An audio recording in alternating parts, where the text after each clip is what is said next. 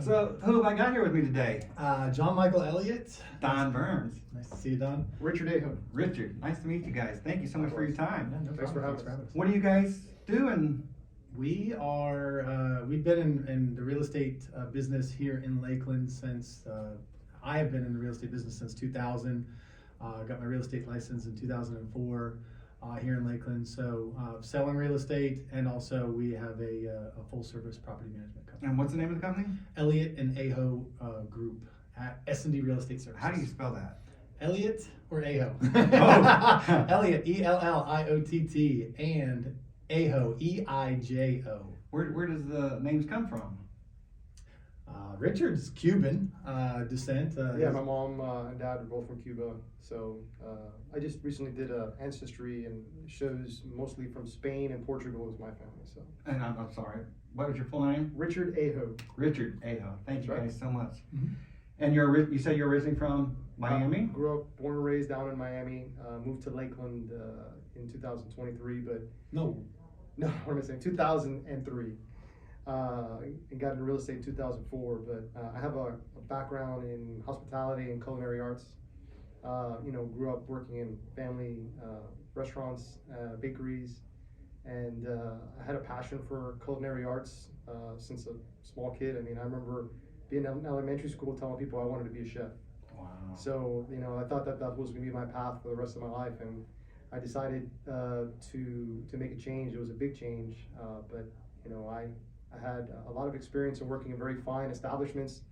I worked for Ritz-Carlton, all Oh, kinds wow. of Marriott hotels, Miami Beach and country clubs down in Miami. So I kind of have a foundation in hospitality and in these really fine hotels, and they instill such a high level of hospitality in there from any employee. I mean, from the person that takes out the trash to the person that opens the door to the person that cooks your meals. They really focus on instilling a high level of customer service.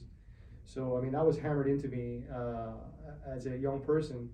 So I was able to develop a strong work ethic and just attention to detail.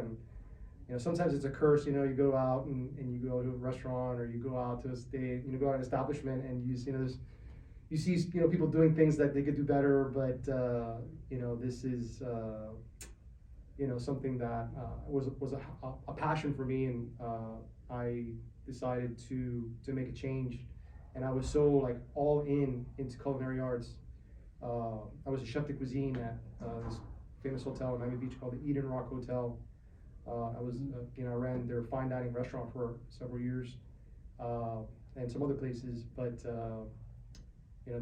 the opportunity happened to move to Lakeland. I know I'm talking a lot about myself. Yeah. I'm interested. I'm interested. Yeah, that's a pretty interesting story. So Yeah. in 2003 is when I decided to make the move. But I had been coming to Lakeland for a couple years before I moved here. My mother moved here from Miami. She had a flower shop down there, and she raised me and my brother. She's a single mother, and she moved here, bought her first house. John was her realtor. Yeah. She bought 4 or 5 She houses. bought several houses from me over the year that I was working with, a few years that I was working with her. She purchased several homes, and then introduced me to a lot of her friends that I sold homes to, and it was a great client of mine. So That's networking. That's yeah. So the story goes is I was selling her real estate and doing things, and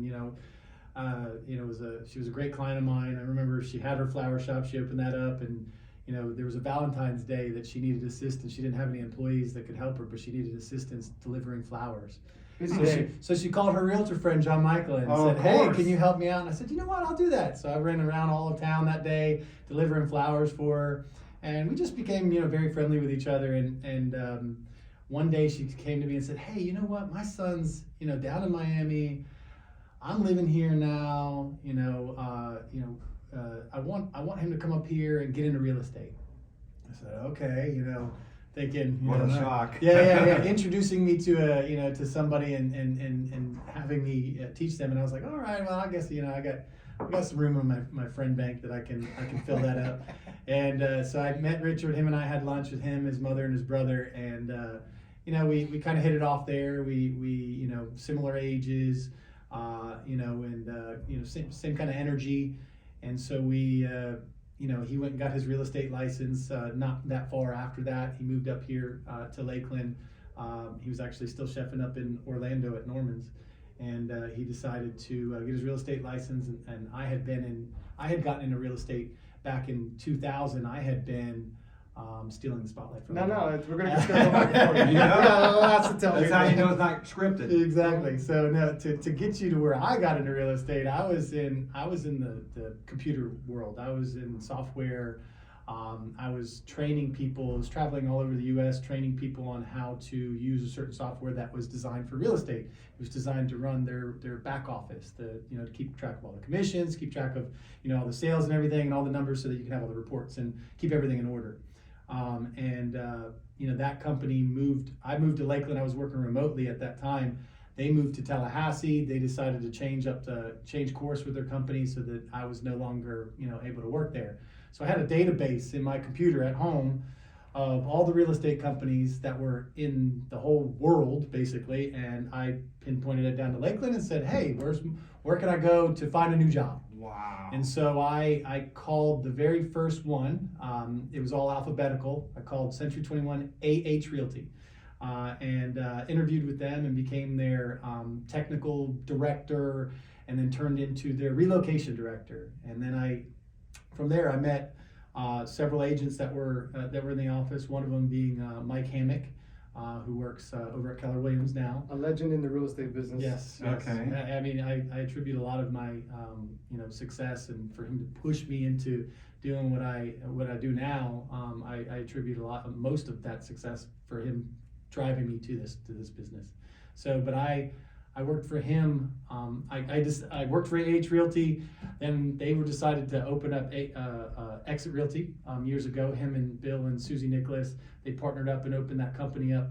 So I decided that I was going to go ahead and take a job with him as working as a personal assistant to him. Now I was in my early 20s at that time. Had just had one baby, very young, 1 or 2 years old. What year was that? That was back in 2000 is when I first started in the real estate. I probably started working for him, in 2002 is when I really started working for him, and then up to 2004 is when January of 2004 is when I got into real estate, and I was pushed out of the nest, by Mike, but he drove me to get my real estate license. Literally drove me to get my real estate license. Going to and the traffic was backed up so bad. I remember this story. It was just so funny because he was going to drive me there. He's like, I'm going to get you there. And so we ended up going through traffic on I-4, and you know how bad that traffic is on I-4. I was there today. He was driving around on the edge of the medians and stuff to get around people and stuff, just to get me to my real estate test so I wouldn't be late. And thankfully he did that. So I had some good laughs at some of the stories that come out of him and I's relationship. But he was the driving force that got me into it. And then in 2004, I got my real estate license, went out on my own, and just hit the ground running from there. And it was a great time to get into real estate at that time. 2004 was things were ramping up big. Is that when the Countrywide thing started happening? Countrywide was there. I remember all of that. Yeah, and then it got reckless. Real estate got reckless in 2000, all the way to 5 to 7, and 7 was a total meltdown. But that's where kind of in the 2004 time frame is when Richard and I were introduced to each other. So the market was good, things were great. We got introduced to each other. We built a friendship. Started working at the same company. I was kind of mentoring him in the real estate business. And then, it started getting on. We didn't work together as a team until a few years later, when the market really hit a downturn. And you see the movie The Big Short. Oh yeah. We lived that. Yep. On a daily basis. All the short sales that we did. But it got to the point where it was like I was doing some deals at times, and then he was doing some deals at times. And we were kind of feeding off each other. We were working in the same office, facing each other, and I'd see him on the phone working, and then I'd be on the phone working, and he'd be kind of like, what do I do, So we decided hungry. Yeah, we were hungry. Yeah, and we had to survive. We had, I had 2 children at that time. and my wife had. We still have 2 children. Yeah. Sounds like they're the same age as mine. Mine was born in 01 and 05. Mine was 02 and 03, Yeah. late 03, early 02 and late 03. So that's kind of.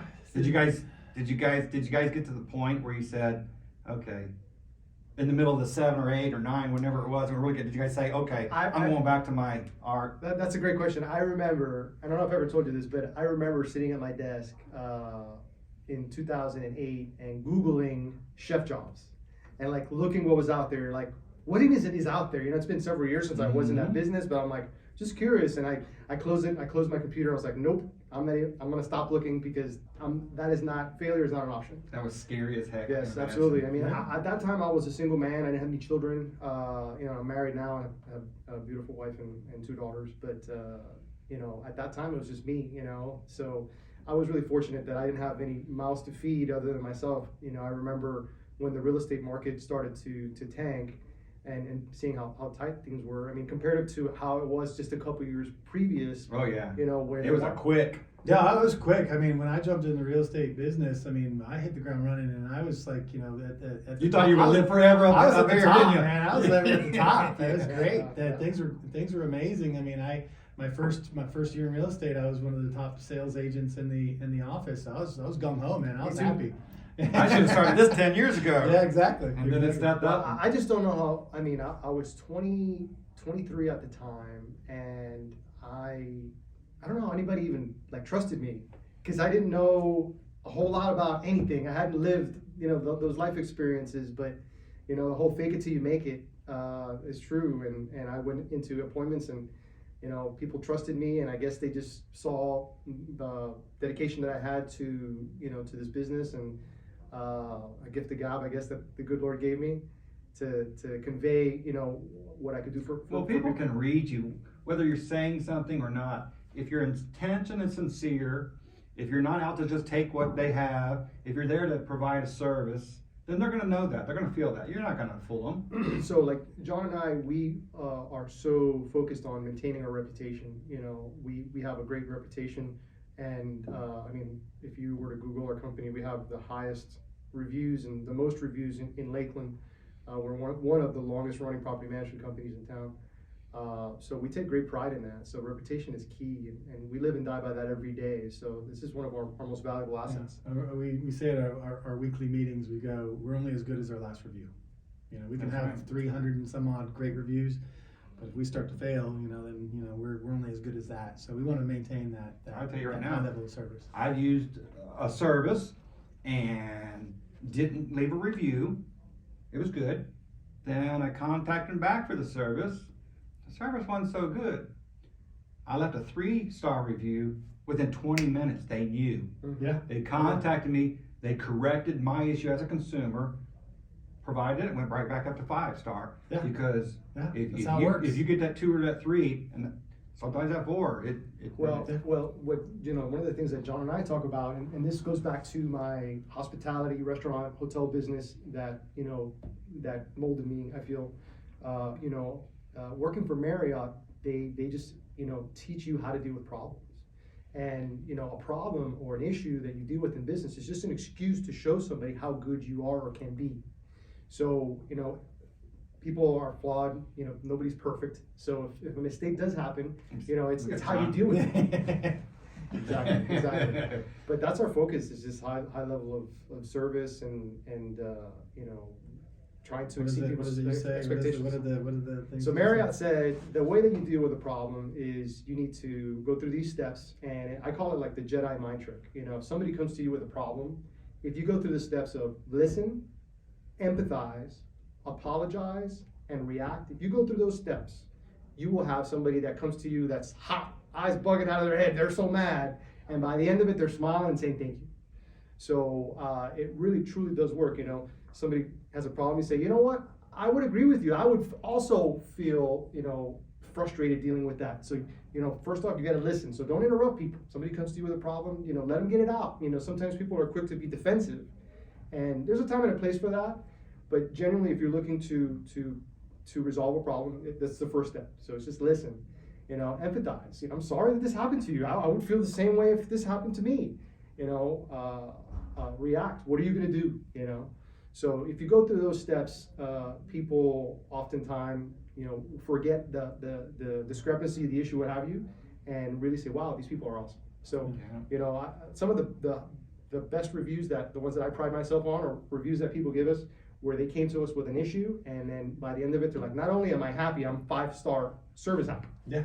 That's the ones you actually want, because they're going to tell their friends. Yes. They're going to be, absolutely. I remember when I was a maintenance man, and I repaired dishwashers in restaurants, and I would go into them, and the dishes weren't clean, and the people are happening to hollering, and the chefs there, they took charge, and they said, look, this is the way we're going to do it. And they're very kind, and so I know from the chef's point of view, they're very professional. This is my restaurant, this is my reputation, we're going to do it this way and get it done, and get it done quick. Well, when I grew up in the restaurant world, I had the tail end of old world chefs. So the chefs that were my chefs when I was a cook were the ones that they used to get smacked by their chefs when they messed up. You get a pop on the back of your head, they'll cuss at you or something, And so I had a foot in that world of like being afraid of some of these chefs. You did not want to disappoint them, and if you run afoul of them, you're going to suffer the consequences. Sure. So I think that is part of what instilled the work ethic and dedication to the dedication to providing the best service that we can. I agree, and we're all consumers. On one side, you're the consumer. You may need a house one day. You want to be treated the way a consumer wants to be treated. Mm-hmm. And then when you're on this side, you're on the professional side, you want to make sure you're always thinking, now what would I do if I was a consumer? Yeah, exactly. To make sure. What would I want? What would I need? What are my expectations? I agree, 100%. We try to exceed those if at all possible. Yeah. But getting back into the story of our progression into this business is so back in 2004 we got together as just as workmates, and then around 2005 we decided, all right, the writing was on the wall with the market crashing pretty heavily going into 2006 2007. We said, hey, let's just unite our powers, man. I mean, you're making money here, I'm making money there, we can just make the money together. We split it 50-50 partners. It was kind of the perfect storm at the time, and it's kind of I saw how hard he was working and he saw how hard I was working, so we had a trust in each other to say, hey, let's go into it, because I've been asked by many other realtors in the city if how we've done that so far, because they've seen us together for a long time, and how to go about it, and like, hey, I've got this person that I'm thinking about partnering up with, and how did you do this, and how did you what were the pitfalls, what were the positives, and we talked about it. But I mean, there's a huge level of trust in each other. Having a good work ethic for the both of us, has turned out to be such a great blessing in our lives. So getting into that, we going into 2007 when the market really crashed is when we started doing short sales left and Adapt right. and overcome. Yeah. When you say short sale, that means someone's selling their house really quick to get out from under their loan? What a short sale is basically you're selling it short of what you owe. So you're upside down on the house. 2007, the prices went down. Everybody was buying homes. So you had this. Here's owe here's more what than you the owe. value of it? Here's what the value is now. You have to write a check to sell your house. Wow. Yeah. So what was happening is people were saying, hey, strategic default, basically going to the bank and saying, hey, listen, my house is not worth what I need to be worth for me to be able to sell it. So I need you to be able to let me out of this loan without affecting me anymore, coming after me for the balance of what's owed. I mean, sometimes it was in anywhere from 10,000 all the way up to hundreds of thousands that the banks were having to write off. I mean, this was. But when we became experts, it was kind of one of these things where at that time, and I think in our entire real estate career, we've always been the people that do what other people don't want to do, and that's what I guess we've been able to carve out our niche. So, like John mentioned, those short sales at that time, other real estate people didn't want to do short sales because you'd have to deal with a bank and a client for months and months to get a sale. And sometimes houses would get foreclosed whilst you're trying to help somebody short sell a house, because some people were behind on their house. Not everybody was doing strategic default. But the people that they'd call us, they'd be underwater, they want to sell their house, and we tell them, hey, your house is worth $250,000. Like, but I owe $300,000 and I got to move to Oklahoma. So we would tell them, you know, are you behind on your payments? No, I can afford to make the payments. And for those types of clients, you know, we were able to tell them, well, have you considered maybe renting your house out? And at that time, you know, John and I were doing some property management, but just for a couple clients. My mother had some properties that I did some property management for.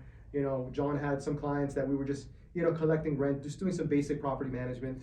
And as the, you know, the economy started to tank, and, you know, we were going to listing appointments regularly. I mean, I remember when the market was going bad, we were marketing to expired listings. That was one of our, again, one of the things that we were able Is to. that something that's in the paper that says? Well, it's on our MLS system where like it's run its course. The house is no longer on the market because houses were sitting on the market forever. Long time. You know, and so that house would come off the market or expire, and we would just you know knock on the door kind of. When you say expire, you mean tell me you were aware that it was for sale and now you found out it's not for sale? It's not for sale any longer with the person that was trying to sell it. And it didn't change owners. And it didn't change owners, Okay. so we were able to go in and talk to these individuals and say, you know, to get in the, you know, rewinding just a second is, you know, getting it in their house, you know, trying to sell it as a short sale may have not been an option for some people, you know, because they didn't want to affect their credit in a certain way, or they didn't want to, you know, certain things would prohibit them from doing that. So our other option was to say, hey, we could manage your property as a rental property. Therefore, you can leave town, and it solves your problem, and you can have an income coming in, you know, for that house, so that you're not having to short sale or lose it. So, you know, so that's where we found that need at that time to start this business. I looked across at him one day and I said, hey man, I think we're getting into property management. Guess we are. So, and then the very first client that we had, you know, we had for several years. And fun fact about that is many years later that we managed that person's house, that same very first house that we managed, we now own. Yeah. Because that person wanted to sell the house, and we said, hey, that's You the very guys are first house first we in managed. line. Yeah, and they said, here's what we're willing to sell it to you for, and we purchased it from them. So it's like a success story for me. It's a good feeling because, like, I know I started out, you know, back in that time when it was tough, and, you know, and I started managing that house as a necessity to manage it to bring in that few $100s a month or whatever I was bringing in for that property. To now owning that property as the property owner and still managing it and renting it out. So, Yeah, So it's an income now. Yeah. I mean, it just shows, you know, investing in real estate, having rental properties is a great investment. And, you know, that property's paid off now. They're darn near paid off. So, Aren't we in a market where people are the market's starting to change to where the interest rate has gotten up and the values, I guess, are the values falling? Or are they The still? values are they've backslide. stagnated a little bit, but they've gone up in the last 3 years. I mean, the prices just skyrocketed in this area, especially here in Florida as a state. But in this particular area, I mean, there's a huge draw to Lakeland. Is there going to be another one of those where I've been hearing about that forever. the prices are high and people want change jobs or whatever, and the value is going to drop? Is that getting ready to happen again? Listen. I just want to just talk on. Let's hear it. No. If you think about it, I remember when the pandemic started. I mean, jumping ahead a little bit, you know, in the story, but you know, when the pandemic started, you know, we were shaking in our boots. You know, we had survived a crazy downturn in the market years previously, and been able to you know, pay our bills, selling and managing real estate. But if a pandemic didn't, you know, take down the real estate market, you know, that just shows the foundation that, you know, that it's still made it stronger. It sounds right. Made it That's stronger. good. It did, but everybody was talking about people not paying their mortgages, not paying their rents, and you know, John and I were like shaking in our boots, like in March of 2020, April of 2020. We were expecting people not to pay their rent, and Well, they had that federal program where you could not pay it. yeah. And John and I were like, we were having meetings, and we were just like, okay, this is the month where people are not going to pay their rent, and then that month started, and like a gigantic percentage of our clients paid their rent, and then it's like, okay, next month's the month. The shoe's going to drop next month. Next month came, same percentage of people paid their rent. Yeah, we only had very few, and I think that it goes to our screening process that we put in place for our tenants. You know, we can't be perfect. I can judge you based on your you know, background check, your credit check, all that thing, but I can't tell if you're crazy or not. I wish. No, you don't Yeah, want I don't- decision We gotta making come up with a test for Yeah. that. Yeah. I mean, That's why so- our industry exists, because of all the challenges that exist in managing real estate. And we just use our experience and expertise to navigate these waters for our clients so they can have the best results. And I guess just talking on our stats, I mean, we have a over 99% rental collection rate every month, and we have a less than 1% eviction rate every year. And it just speaks to the quality of tenants that we find. Talking on the pandemic, it was a really trying time for us, and we had to again adapt and overcome. So we're in a situation where you can't meet people in person. Us as property managers, one of our duties, if you're a true property manager, you need to do walkthrough inspections. So that's something that we do. We create reports for our clients so they can see what the houses look like. Creating that level of transparency so people feel comfortable that their houses are being cared for. Yeah, because we have owners that live all over the world, Mhm. and so for them to be able to have a snapshot of their property and to view it at any given time to see, okay, well this at this month it looks great, I'm comfortable. It's not just us lip service telling you everything's great, because there's sometimes people will just give you lip service, won't give you the service at all, Yes. and then there's a mess to clean up at the end. I've seen those videos. Yeah, there's a Yeah. lot of That doesn't, thankfully, because of our experience, that doesn't happen to us. I mean, not to say it couldn't happen to us, but just we're able to avoid those situations because just catch them before they get out of hand. Yeah. absolutely. But during the pandemic, I remember people would call. They still wanted to rent out their houses, and I was like, well, how am I going to do this if I can't meet with people? So I was like, leave a key under your mat, go out for a drive, I'll come to your house, I'll walk around your house, I'll make a list of, what I think you need to do to get your house ready to rent, tell you what you could rent it for. And we picked up new clients like that. And then we were able to still do our walkthrough inspections. We were doing them via Zoom, FaceTime. Yeah, we would do Zoom calls Oh. with our tenants and have them walk around the house and show us the house through video. Oh, And then we were just that's adapting convenient. to the situation. And now there's lots of softwares because of the pandemic. It's helped people develop better systems to go in place for remote workers or remote inspections or remote this, remote that. I mean, it's really opened up a lot of people's eyes. It's opened up my eyes to say that, hey, I can have employees that work from home and can be, productive and still not have to be in the office every single day. We can have a hybrid of you be in the office sometime and then at home others, just to allow for that comfort. That's fantastic. So you guys have property, you guys manage property all over America, the world, or what? So our service area, we're based in Lakeland. We service all of Polk County, but we do dabble outside of Polk County. We want to stay about no more than a 1-hour drive from Lakeland. Okay. I mean, we do get calls from people looking for our services, in areas that we don't manage, and we've been growing our service area, but we're doing it in a really, I would say, healthy growth rate. We're trying to grow with our company. We started off, it was just John and I, and we wore all the hats. And I used to do all the walkthrough inspections personally, and John, did all kinds of bookkeeping and marketing, and I mean all kinds of things like that. So it's one of those things where as we've been able to grow, we recognize we hired our very first employee. A lady that worked for us, Barbara Freeman. She was a lady that worked for us for many years, and a great gal, and she helped us to grow our business. So we've hired additional team members. We got a great gal named Julia Padron. She oversees our maintenance department and Leasing department. our leasing department. And Helen Jackson, yeah. So we've got virtual employees now too. I mean, Helen's getting ready to go back to her home state.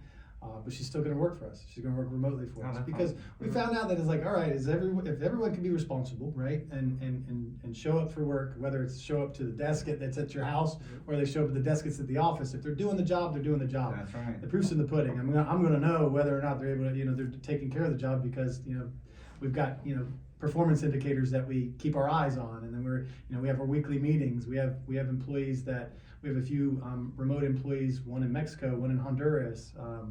Another Buenos Aires, Argentina, and we're getting ready to bring on another remote employee. So, I mean, basically, most of our people are remote except for the people that have to have the boots on the ground.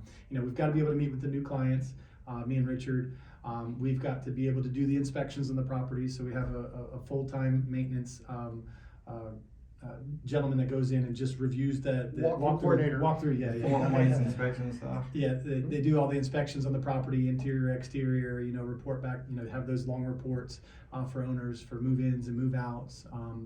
Just so the owners feel comfortable and can keep their eyes on things. Yeah, creating that level of transparency, a lot of our clients really like that because I hear very often about people, they'll call us and they'll say, hey, I got a current property manager, they're not doing a good job, problem. And, we'll step in, try and right the ship I'll ask questions about like walkthroughs, or any walkthroughs being done. They're like, no walkthroughs. And I'm just like, it's a big risk when you do that. So, we've been able to develop our protocols to be able to have consistent results. And, like I mentioned about our stats, I mean, that's not an accident. We're very selective on who we rent to. We have a thorough screening process. We're fair to the public as much as we can be. Owners put a lot of trust in us in screening or selecting a tenant.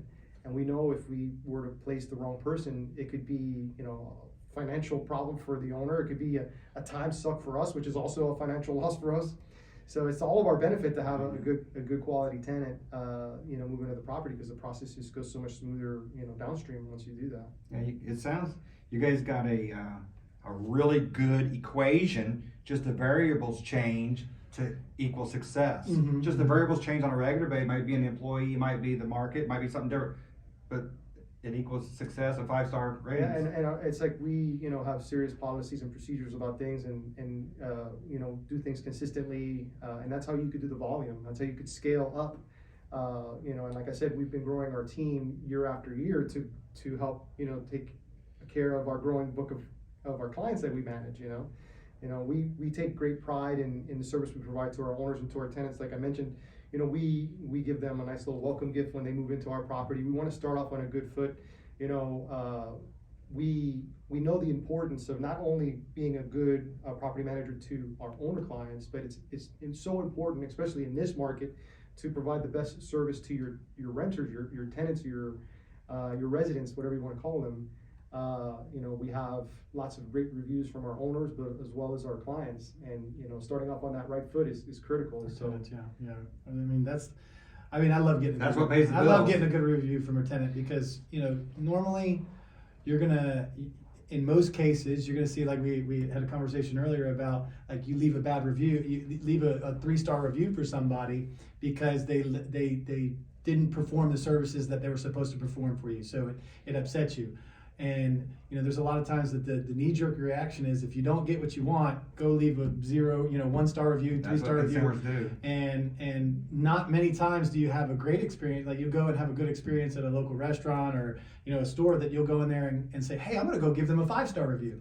But so when I see a tenant that gives us a 5-star review, it gives me chill bumps, because it's like, man, we're really doing a good job. Because a lot of the times the tenant landlord relationship can be very tumultuous at times, because of you're the middleman between an owner that may not want to do the right thing at times, and you have a tenant that may want you to do something that's outside of the scope of what should be done. Yeah. So you have to be that barometer of what's right, what's correct, what's fair, what does the law state.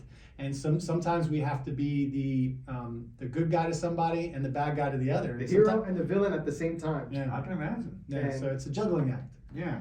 Yeah, but we're transparent in the way that we do things. I mean, our expectations to our tenants are clearly told to them at the beginning, and establishing a clear understanding of how the relationship will be, what they will expect, and so long as you do that, you'll have the best outcome, I feel. And do you guys have tenants or clients that things have happened to them beyond their control, and you're able to have that intermediary with the owner to work things out? Let's say they lost their job for a month, or I don't know. Yeah, we have situations that arise like that, and we've got a heart, and we try to, we have to act according to the law first and foremost, and then second, we have to abide by what an owner wants us to do. And sometimes, the owner wants us to do something that isn't for the law, so we have to correct them and let them know that that's not the right way to go about it. Or the owner just doesn't want to be as giving or willing to accept certain things. or do certain things to their house to maybe, help a tenant out a little bit. So we just have to be that go-between, and we have to juggle. But yeah, there's times where we have tenants that are upset about something, and we go to an owner and we say, or they have a situation where, hey, I lost my job. I know the rent's due on this date. Can I pay it? Towards this date. We go to the owner and say, hey, here's the situation. We get the story, we put it all together, and we make sure that the owner, has all the information to make that decision, and we give them our recommendation on what to do. Yeah, but in certain circumstances, you have a situation, where a tenant lost their job and they come to you. Somebody may have rented a home, with an 800 credit score and good income, and then all of a sudden something's happened to where they have lost their job and lost the ability to pay their bills. And there are options that are outside of an eviction. And that's our number one goal, is to avoid that situation. I mean, we're not afraid to get there, but we know that there are things that we could do with our experience to help that individual who's in trouble, and come up with a game plan that they could stay in their house if that's what they want. But we try, and that's our number one option. Yeah, we don't want to turn over a house, because that's if we have to turn over a house, that's the most expensive time for an owner.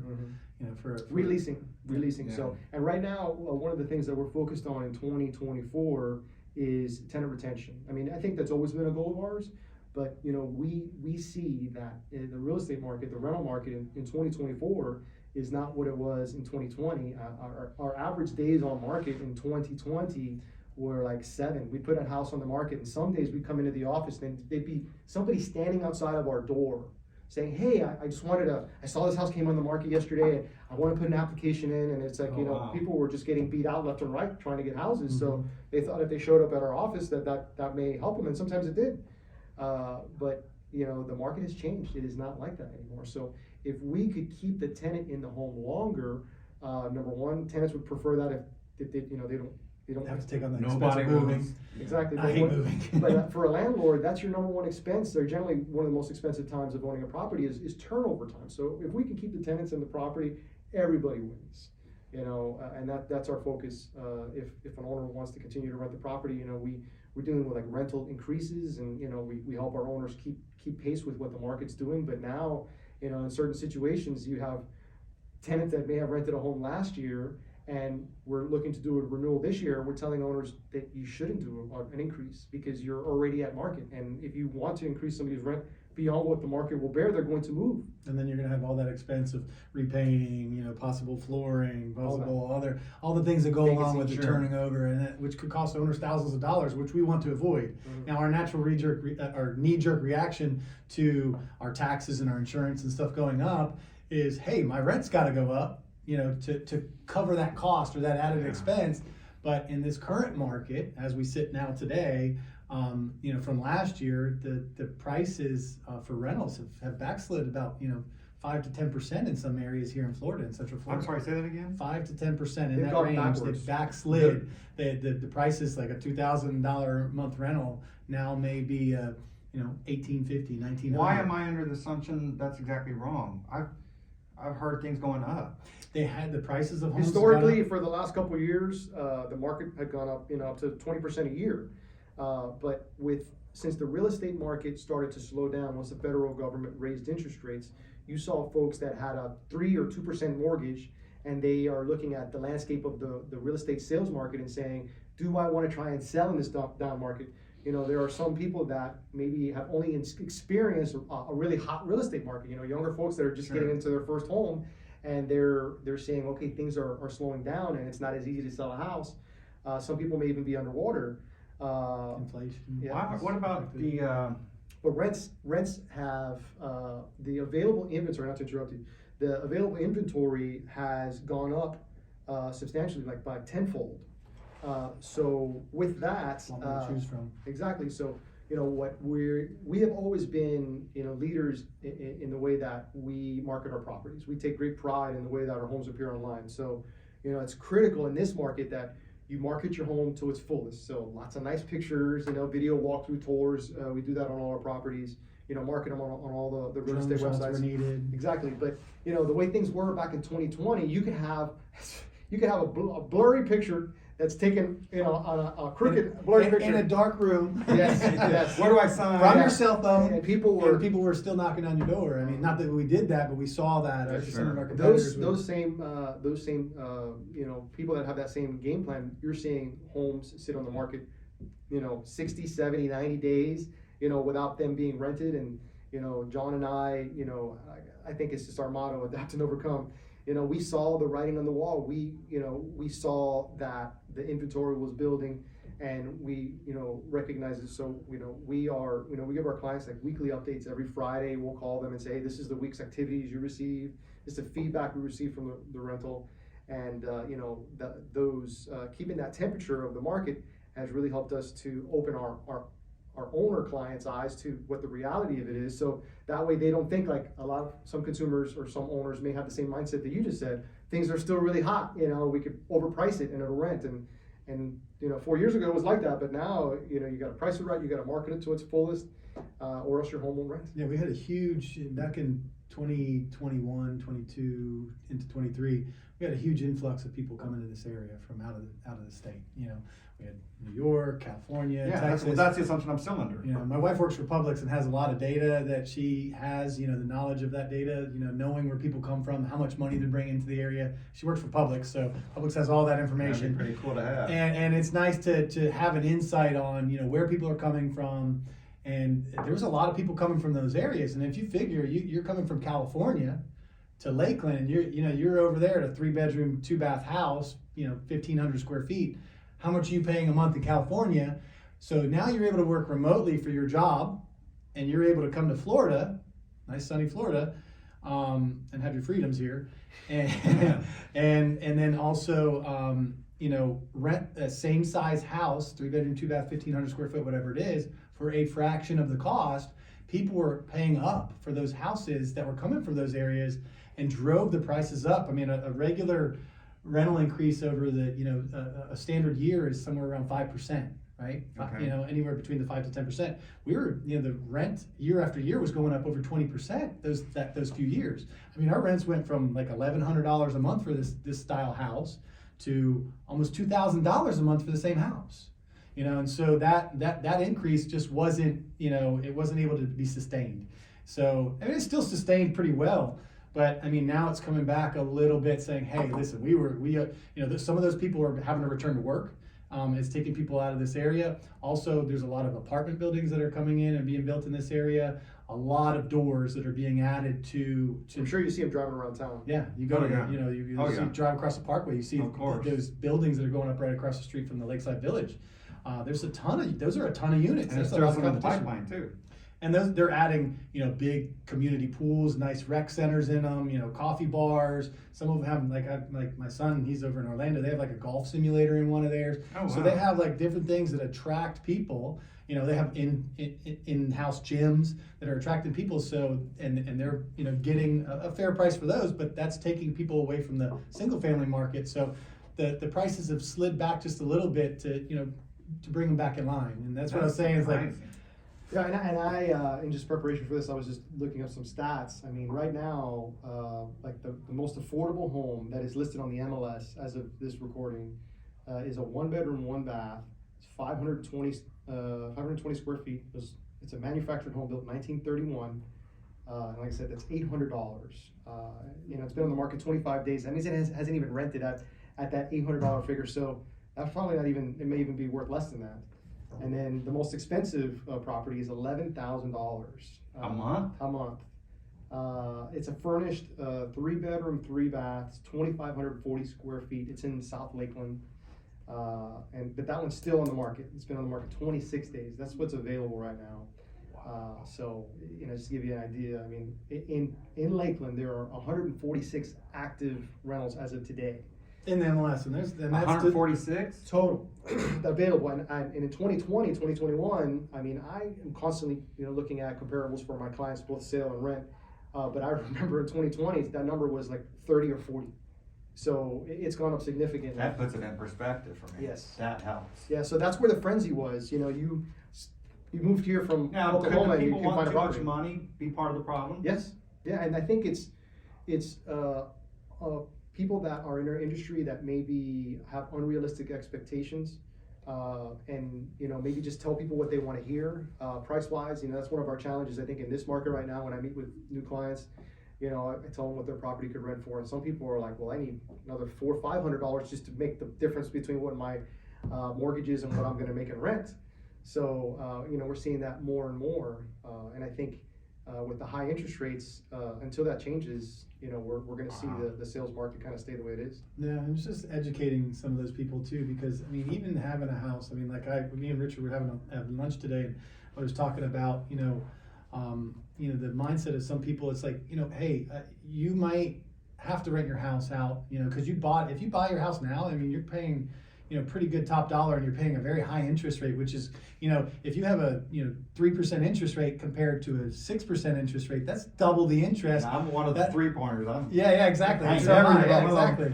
So the problem is people are buying, as investors now, but they're paying, paying a higher percentage, which cuts into what they can make for profit. And in some instances, we were talking about this person like wanting to rent a house, and he was telling me what they wanted, or what they needed to get. And I was like, well, they may be in the hole $100 or $200 each month, but at that same token, it's not really you're in the hole. You're like, there's somebody that's the renter, the tenant, the user that's putting money in their piggy bank. They're taking X amount of dollars every month and putting that in their piggy bank, helping them to pay their mortgage.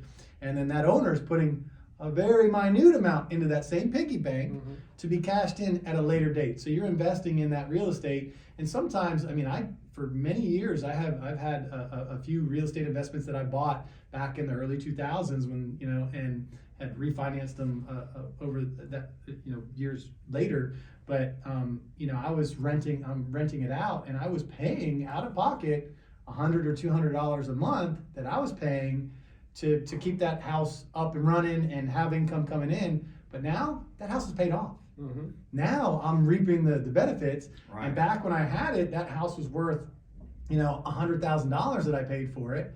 Now it's worth $300,000. So I bit the bullet for that $200 a month, for that long time. But I saw the end game in it. I saw that I was investing in it. Equity. Yeah, Building your exactly. equity. Building equity. The person's helping me build equity. I didn't have to put a whole lot of money into it every month. It was $100 or $200, which I was like okay with, because I saw what was downfield. I see retirement. I see me being able to maintain that house along with others, and having tenants in there that are going to pay that money that I'm going to get 100% of now. Yeah, and investing in real estate, you can't be short-sighted. I mean, and we saw people that did strategic defaults back in 2008 through 10, because they just said, well, I'm underwater by $50,000, and the bank allowed them, give them the option to do a short sale, because the banks were trying to avoid a foreclosure, because the bank's going to sell the house for what it's worth, and there's there's a huge expense that the bank has to incur to take your house back. So they weren't letting people short sell their house because they were nice. They were just that was the path of least loss for them. So with that, we saw people that I did a short sale for, and then now I'm looking at those same properties, and if they would have kept those properties, they would be in the plus by $100,000. Oh, yeah. But people were just, Easily. people were just kind of short-sighted in their decision making, especially the folks that were doing strategic defaults because the opportunity was available to them. But It wasn't always the smartest thing for people to do, because they just were just so scared. I mean, it's like, when your stocks are going up and down, like you don't want to sell when it's down, and a lot of people their stock in their home went down, and they said, oh, it's just going to keep going down. The sky's falling, Chicken Little, the analogy. It was scary. I mean, it was really scary. But like I was underwater at one point with the houses that I had back in that time, because that's when I started investing. And I just rode the wave out, the ebb and flow. I mean, and it receded, and then it came back, and it came back way stronger. If you've got a fixed interest rate, why do we care about the value? Like right now, you can tell me my house is worth $1. I agreed to pay my mortgage. I don't care if it's $1 million or $1. It's only a loss when you sell it. Yeah. So Only loss when you sell it. There's Exactly. people that are just fixated on going on Zillow and finding out what their property's worth, and they lose sleep over it. Like, are you selling it tomorrow? No, but it went down $5,000 from what I paid for it. I'm like, well, Doesn't that save them tax money to pay property taxes, like, Potentially. make my house worth $1, please. Yeah, Please make it exactly, $1. exactly. Because the taxes would be nil. Yeah, yeah. I've already locked in my, And you got your I'm locked in floating living until I expense. make last payment. Yeah, and unfortunately, taxes have gone up. I mean, one of the reasons why my family moved to Lakeland, from Miami was the affordability of it.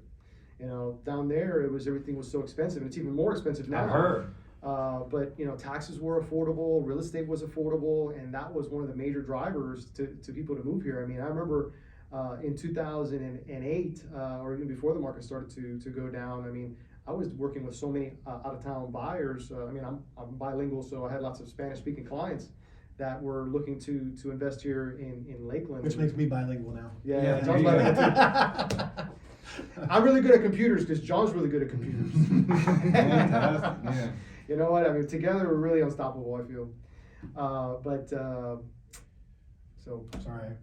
No, it's I okay. just threw a little quip in your. Well, it's nice to see because people have asked me to partner through the years, to partner with this, partner with that. And I've always said to myself, you know what, a partnership, to me, I'm nuts. I've never had a partner because I've never found that one. They should be 95, 96, 97% agree on everything. I mean, absolutely everything. I don't know. 2 or 3% different, but when it's 50%, I think we should go this way. You're not a partner. Yeah, it's Well, a marriage. But you It's a guys are getting marriage. along. You guys are getting along 95, 96. I'm like, this is a partnership. Well, Yeah, it's a Um, marriage. We've been married. We've been as married as almost as long as. We own real estate together, so we're pretty. We're Yeah, pretty tight at Yeah. the hip. I call my work wife. There you go. One more thing, question. What about this private equity? These private equity firms are coming in. Are they? Yeah, they were. Back in 2022, it was a record year for us sales-wise. I mean, we closed over 60 transactions that year. And, I said I was doing real estate almost like with a wood chipper. I was just getting deals and just throwing them inside the wood chipper, and money was coming out the other end. It was so many transactions. I would put a listing on the market, and within hours, I would be receiving an offer from these hedge fund companies. And, it was really difficult for, owner occupants to compete against these cash buyers.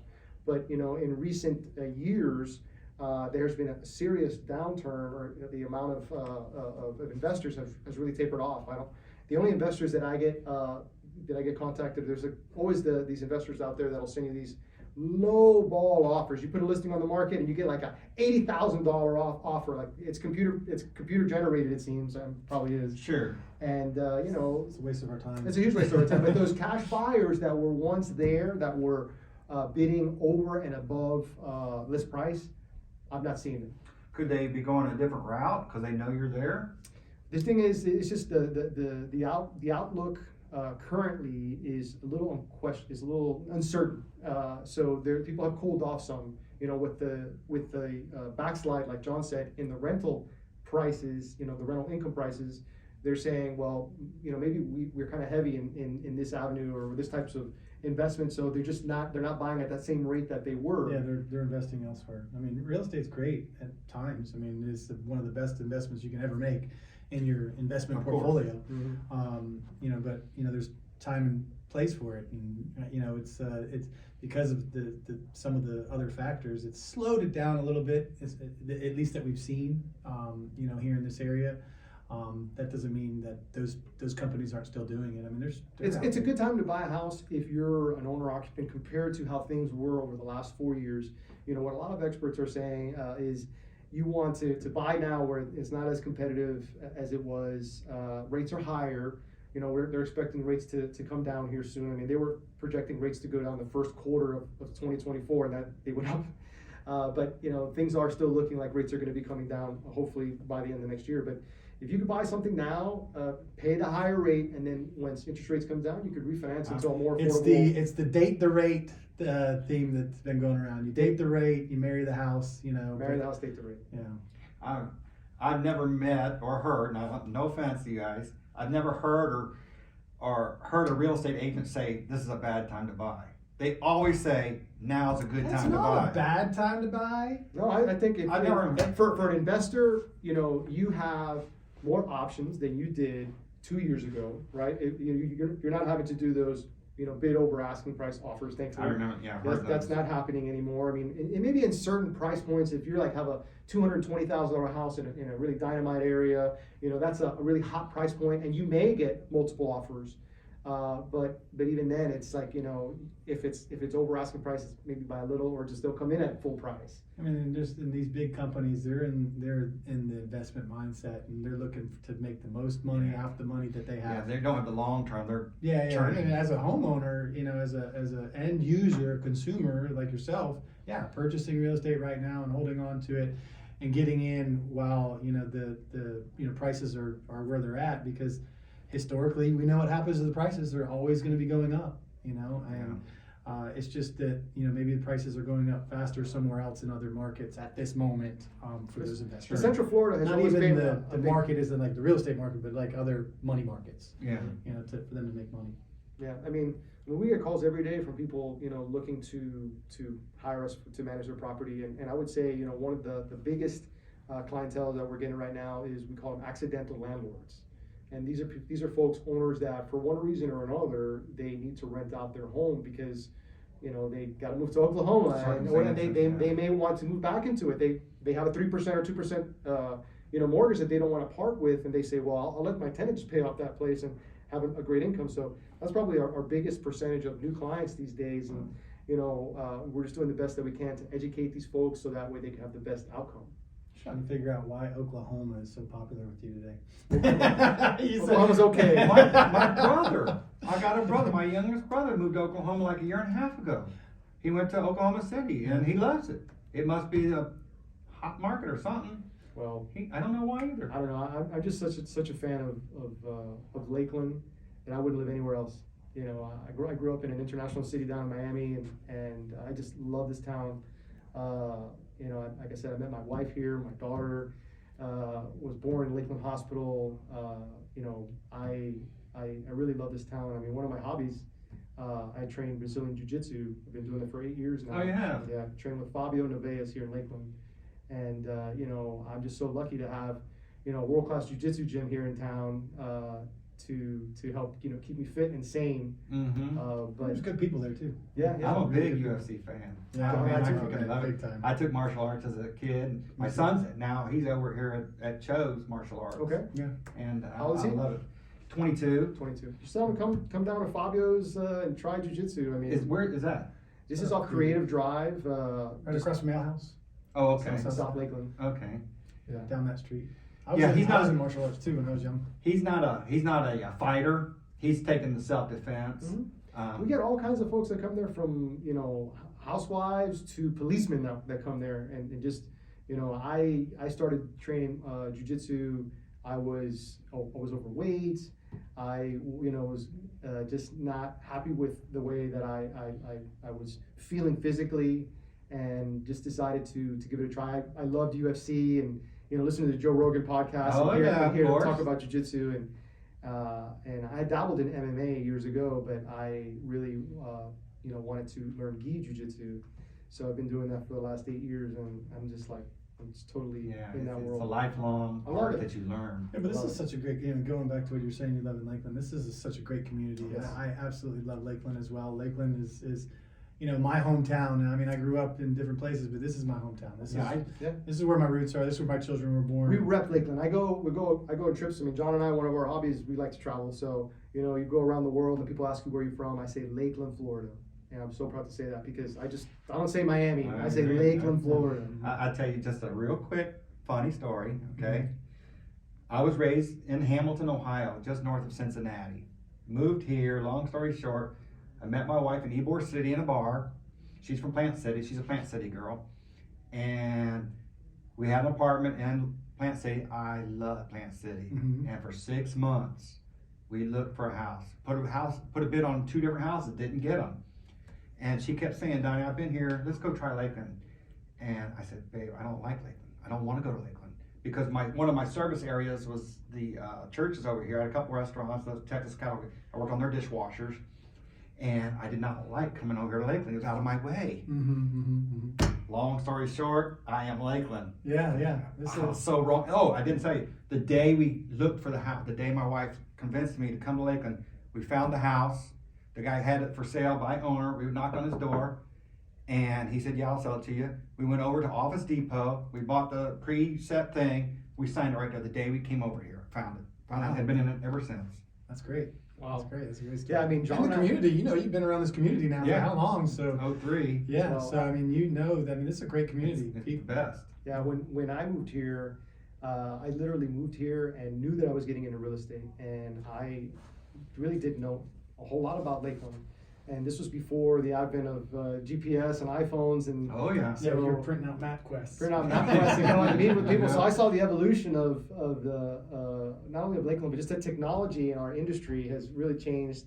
So we could be, I mean, before we were faxing contracts to people to have them print them out and sign it. You know what I They're mean? driving to their houses on a regular basis. You know, to that get reminds me, stuff the last signed. time Not I anymore. did refi in like 18. And before that, the guy would come out and he'd put his tripod out Yeah, yeah. and he'd measure and he'd put it in the little flags. Yeah. Survey. The last time in 18, he'd come in with this freaking pole on a satellite. And I said, "What are you doing?" He goes, "It's talking to the The satellite." GPS So it coordinates, was yeah. the coordination was to the inch or whatever. I was yeah. like, "Holy Toledo!" Yeah, technology is amazing. It Yeah, is. you look at ChatGPT and all the stuff that's going on with that.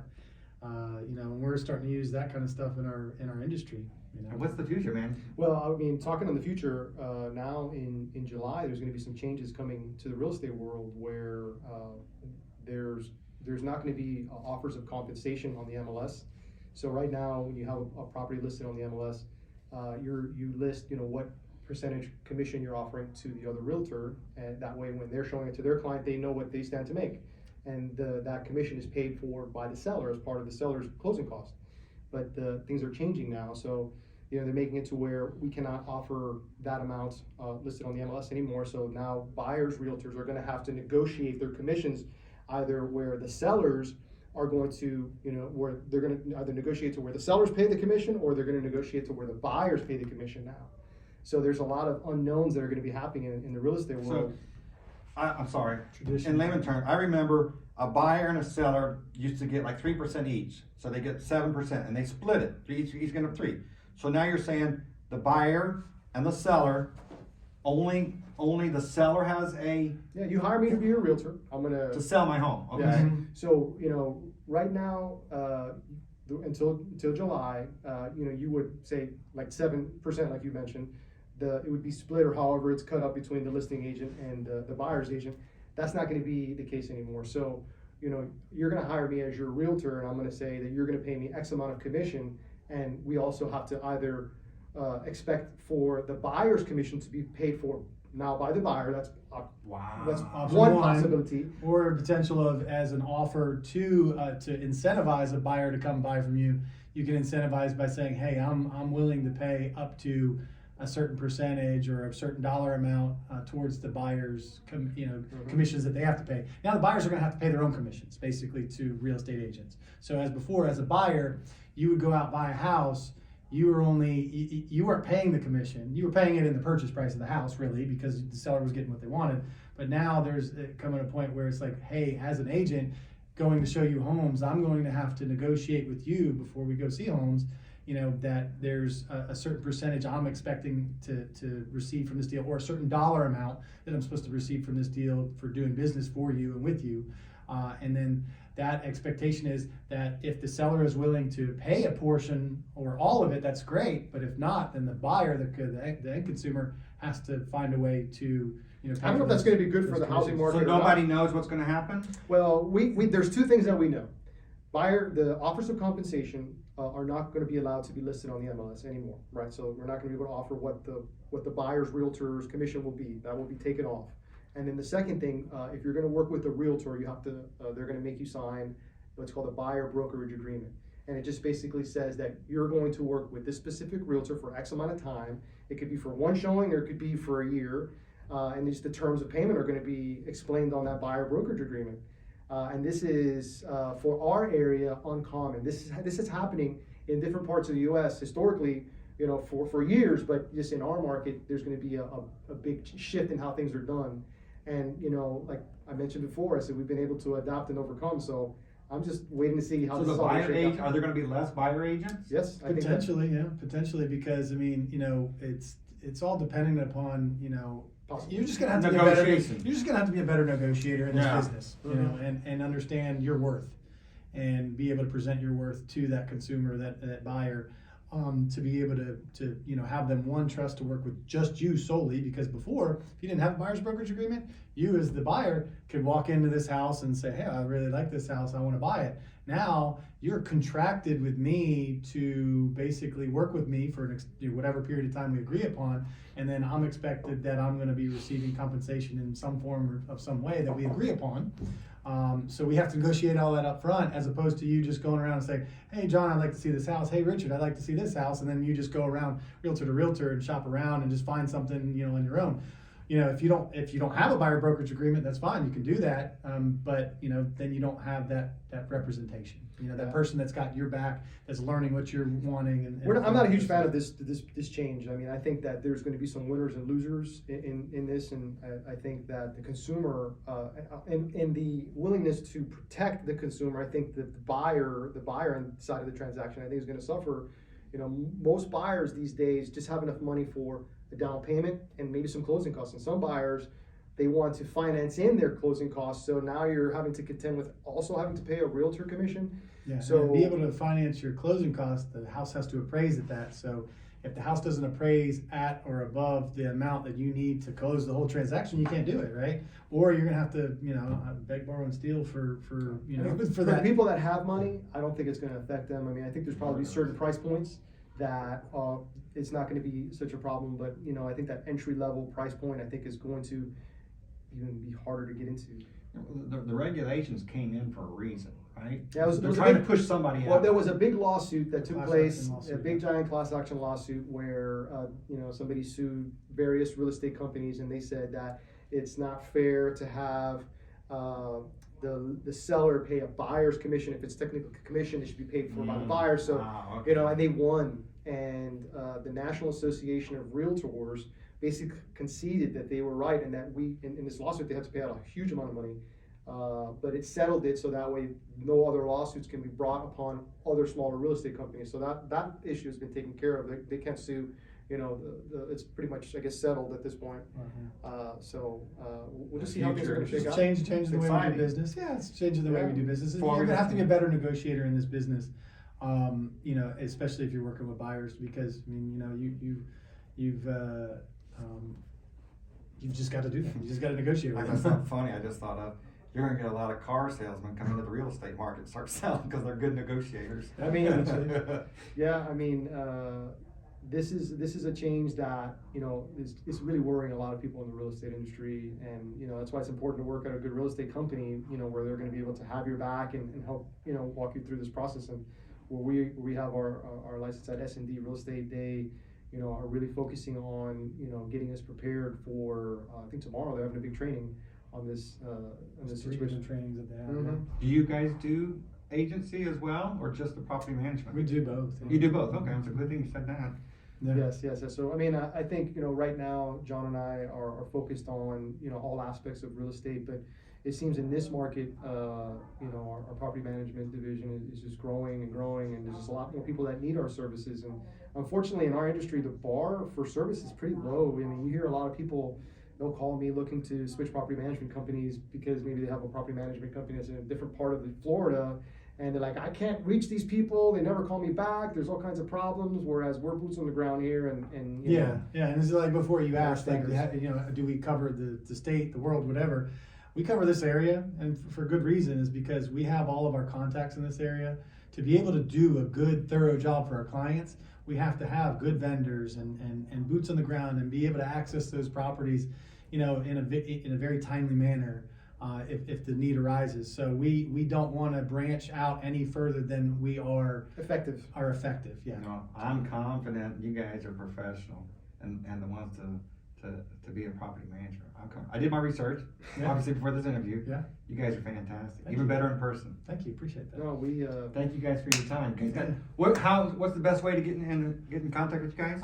You can definitely call our office at 863-333-5161, or you can visit our website, mylakelandhome.com. Came up with that years ago. I love that website, just My Lakeland Home. You can't lose when you got the word Lakeland in there. Yeah, exactly. I like that. Yeah, I agree. You guys have a fantastic day. God All right, bless. you as well. Awesome. Thank you so Appreciate it. much.